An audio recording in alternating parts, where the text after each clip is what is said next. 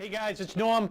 We're here at week number 5 and we're talking about the venting system, section 1016, and specifically we're moving from the venting system in 1016 to the figure number 6 in section 1022 of the plumbing code, and we're talking about individually venting the first floor, wet venting the second floor, and stack venting the third. And the drainage system, our fittings are like this, T-wise, and the venting system, they're going to turn around. So join me over here in the classroom. So pretty much that wraps up the first floor of figure 6, or our version of figure 6, where we have the tub individually vented, and we have the lavatory individually vented, and we have the water closet or toilet individually vented. Erase those little spots now, and we're going to go now to the second floor. But before we do that, let's pan out to the whole building, get a view of the whole building again, and we're going to go to the second floor, which is wet venting. So we're in section 1016, we're in figure 6 in section 1022, and we're talking about wet venting. But before we do that, let's once again take the second floor and go to the code book and talk about first the requirements in the code book regarding wet venting. And for doing that, we're going to go all the way back again to the first page. You're going to get used to reading through the code book, understanding what's going on with the language.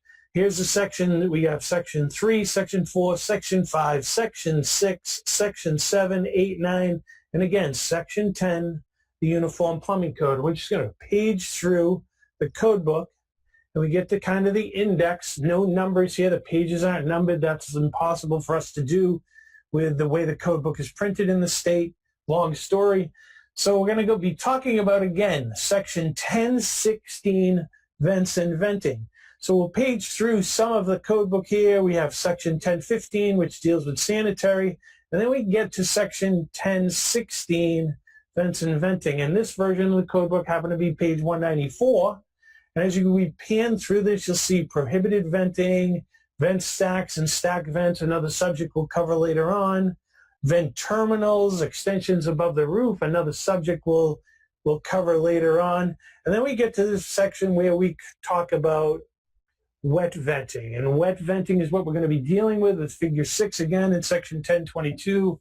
Wet venting and all this like really cool language, and we'll try to make that real as we go again to figure 6 and our 3D image of what it looks like. So just going to page over to figure 6 as we go through some more of the venting section, future venting, combination waste and vent systems, all things that we'll talk about as we go on, whether it's in this tier or the other tiers, and we get to figure 6. So you see up here, we're now in section 1022, figure 6, individual vents on the first floor, wet vent the second floor, which we're going to talk about in a second, and stack venting the third floor, which we'll probably get to next week. So just page over for a second and let's widen this out just to get a view of the code diagram. This is the diagram in your code book, and we are going to exclusively be blowing up or making this larger and trying to bring it to life, the second floor where we talk about wet venting.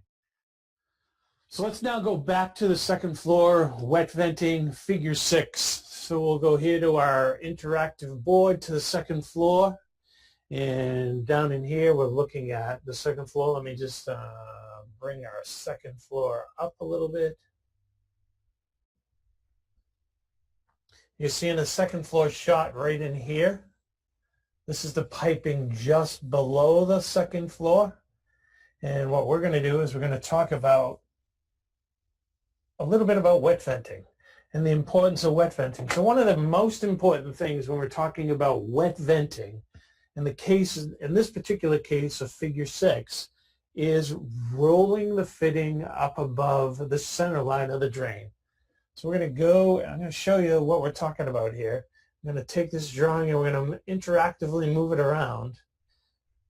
And we're going to stop for just a second as we give you a view.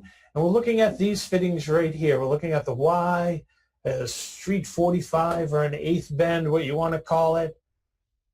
And we're talking about how that needs to roll up above the center line. So when we look at this, and if we change colors, we'll bring our marker over. We'll change up some colors here for you. Let's go with a watercolor. And we're looking at the water is going to be traveling down here when it comes down the water closet. Theoretically, it's going to be doing some other crazy things in there. But we're also like in here with the water.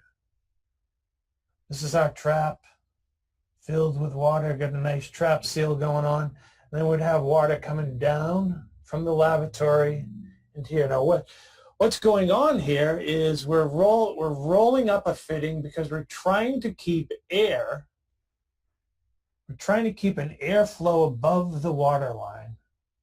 We're trying to keep air and atmospheric pressure here and within the drainage system.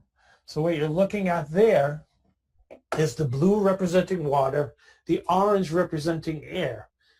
There are several reasons why we need to maintain that kind of situation in the drainage system, and we'll talk about those in a few minutes. But before we go any further, does anybody have any questions? Looks like we have a chat. Let's go to see who it is. Looks like it's John. So hold on, John. Gonna unmute you really quick. Radio check, John. How we doing? We're doing good. So, John, what is your question? So I wanted to know why I can't just lie those two fittings flat and everything be on the same plane. So lie the two fittings flat. So for the benefit of everybody else, I'm going to give you control of the screen, John. So you can give me, so you can draw, give me an idea of what you're talking about. Can you circle the fittings you're talking about? Those guys right there. So everybody can see that John just circled the Y in the eighth bend that's rolled a little bit above the center line. John, I'm going to take control of the screen really quick from you again.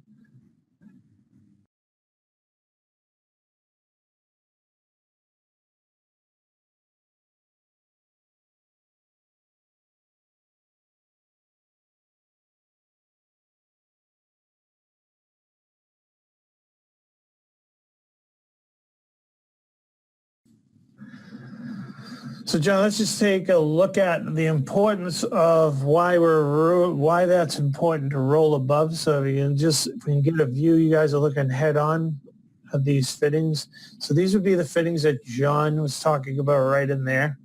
And if you lie them flat, you're basically going to be right across in here at the center line, and you're going to be even. There's always a chance that you're not going to have